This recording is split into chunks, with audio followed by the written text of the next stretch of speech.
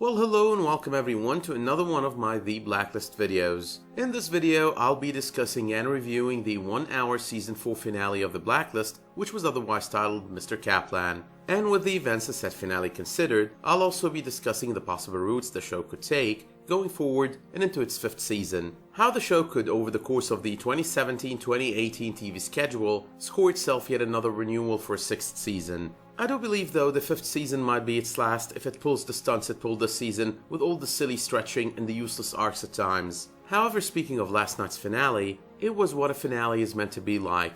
Packed, fulfilling, and a non-stop sit on the edge of your seat, 2 hours of awesome. But that is not the first thing I want to start with here. Now, it was pretty clear on the full finale that Red is the father, but it still was a great journey, with other fans of the show insinuating I was stupid all along. So a few hours after the finale was done airing, someone got to my full finale review video and decided it is about time to inform me in a comment of how the remains in the bag that Tom Keen opened at the very end of the episode were those of Lizzie's real father. First off, welcome back Tom Keen, and shame on you for trying to hurt your own wife, who might not show that much emotion when you do, even though she did show a decent amount of that on last night's great finale. On that subject as well, Tom Keen will be back as a regular character for the 5th season of the show, considering the Blacklist redemption got the cancellation axe. But back to that comment I just mentioned. Seriously, Dembe literally told Red on the previous scene that he doesn't think Liz will ever be ready to find out what Raymond did to Katarina, and yet we think those are the remains of Lizzie's father.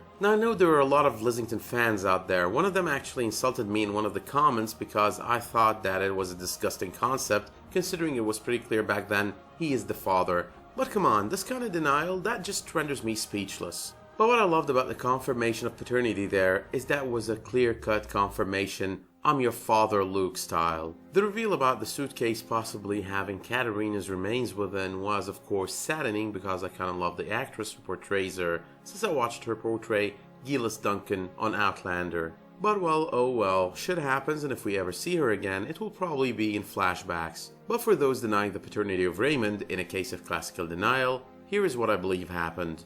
The show's been bleeding viewers as the showrunners kept stretching the whole "who's your daddy" arc, and as they realized that was happening there, they decided to let go of this whole question. They decided to finally give us the answer and move on. The Blacklist kept getting mid-season renewals over the past 3 seasons. The 3rd season mid-season renewal was more or less because of syndication considerations, but nonetheless, mid-season renewals all the way. Yet this season, both viewership and ratings dropped to new lows, not low enough for cancellation, but low enough for the network to take its sweet time in deciding whether the show was worth another renewal or not, with renewal being the most probable course of action.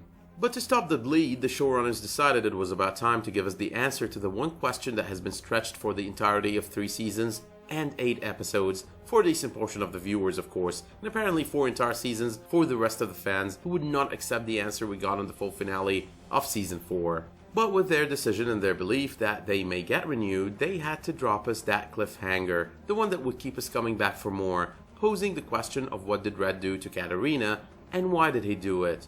And if you believe the answer is very straightforward based on the remains in the suitcase, you're most definitely mistaken. If you remember the episode on the beach right after Red thought Liz was dead, that rhymes. But anyway, in a moment of utter and complete hallucination, he imagined Katarina and she told him he had to make a choice between saving her and saving Masha. And he chose to save Masha. There is also the fact that I don't believe Kaplan would have known he hurt Katarina on purpose and without good reason all along, and yet agreed to work for him. So yes, it might be true that he's murdered or dealt real damage to Katarina, but the reason is probably way bigger than we'll ever imagine, not until we have more facts at the least. But moving on to speaking of the sad moments on last night's episode, the first was all about the loss of Mr. Kaplan. You could tell Raymond has been feeling all guilty over shooting her as early as the first couple of episodes of the season, and you can tell that the outcome was probably not going to be about shooting her. The man at some point on last night's episode offered her his very own contingency plan to use for herself, just to end this war without doing more damage to one another.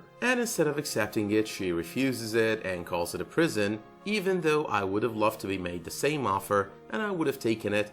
But Raymond doesn't really like me. Even at the very last moment when we might have thought that Red was about to kill Kaplan on the bridge, he wasn't planning on ending her life. He finally realized that out of all the people in the world, she was the only other person who cared for Lizzie as much as he did. But it was too late for Kaplan. She wasn't, as she informed Elizabeth, pretty lost, and I guess she was willing to lose her life just to deal more damage to Red. And of course, Tom Keen being the confidant she mentioned was a huge surprise, but I'll circle back to that in a moment here. But the second sad moment of the finale was all about the death of Laurel Hitchin, and it was all the work of Donald Dressler. And while it might have been unintentional, I'm pretty sure he was pretty satisfied to avenge Raven Wright's murder. Hitchin has been one hell of a formidable villain so far, one who has got her hands dirty enough, but yet had this protective bubble around her all the way through. And I know the show was kind of introducing changes to Ressler's character and giving him some sort of closure over past events, but nonetheless, I always believed she would go down in a war between the task force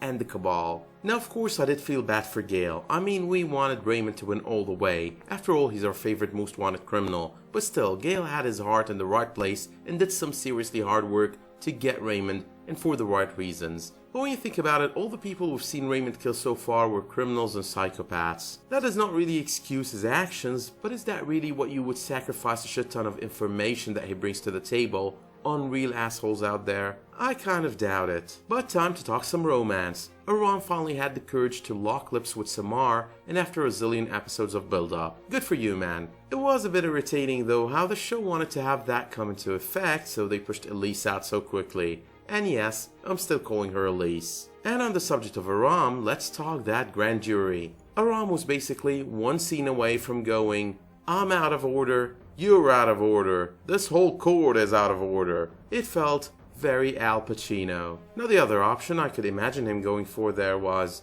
"You want the truth, you can't handle the truth." But moving on, I can't believe Cooper only now thought of doing the DNA test to identify why Raymond targeted Liz from the very start and seems to have cared for her all along. I guess he's kinda slow. Well, the writers most definitely are. But here's something random. Now, having Aldous Hodge portray Dixon on the finale was really good. The actor is best remembered for his role on the 5 seasons of the 2008 TV series Leverage, in which he gave a very fun to watch and funny portrayal of one Alec Hardison. I've never seen him on any other show or movie, and while he wasn't really funny on the finale, I just kept remembering him on Leverage and wanting to laugh my ass off. And in case you decide to go looking for the actor on the credits for this episode on IMDb, it seems the wrong actor is credited for the role. Finally, that scene with Lizzie confronting Raymond about being her father, the whole thing was pretty touching, especially given the look on his face as they hugged it out. That was in fact the look of a loving father, just like the one in the full finale that was a dead giveaway he's indeed the father. But with all that in mind, where does the season 4 finale leave us heading into the 5th season next fall? For starters, it leaves us with all the loose ends tied up. There's no more Kirk, no more who's the father questions, no more Sam,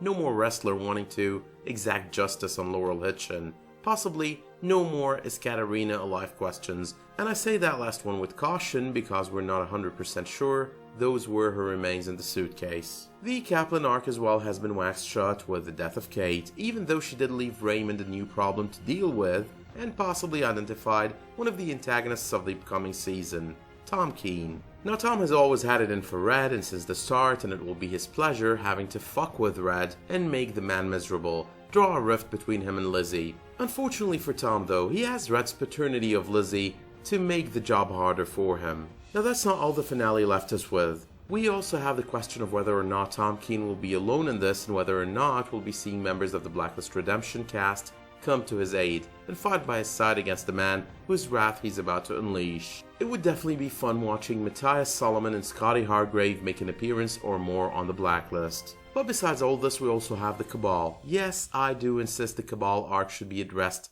next season. If the show leaves the best arc it has untouched, chances are it won't be able to see the light of another season. And maybe, just maybe, the murder of Laurel Hitchin on the finale was a double-edged sword. For one, and as I did mention earlier, she was one hell of a villain and I'm most definitely going to miss her. But there's as well the fact that her death might be the thing that gets the Cabal to retaliate, starting a war that Red and the task force will have to be involved in. This also helps build the Cabal arc from scratch. The sky is the showrunners and writers' limit. Laurel Hitchin is given this impression thus far she was untouchable, which made it kind of hard to imagine Red and the task force winning a war against the Cabal. But with her death, that aspect of her character was killed as well, and all we have to do now is wait and watch the Cabal come into action. Hopefully that is. But with that being said, let me know in the comments what you thought of the finale of the 4th season. Did you think it was a good one? Did you like the reveals? And are you optimistic about the upcoming season? Let me know as well what it is that you expect to see on the upcoming season of the show based on the 4th season events and the finale of the 4th season, and what it is that you'd like to see on the show. Now I'll be doing a flash video tomorrow discussing all the finale theories that commenters have left on my previous flash videos. So if you're a Flash fan as well, remember to tune in and check it out when you have got the time. And of course, and as usual, remember, it would be much appreciated if you drop me a like if you like the content of this video, and if you subscribe if you want to see more of the Blacklist videos on What the Geek. And if you haven't already done it, don't forget to click that sexy bell-shaped icon to get notifications of my videos as they come online. Thank you all for watching, and I'll see you soon.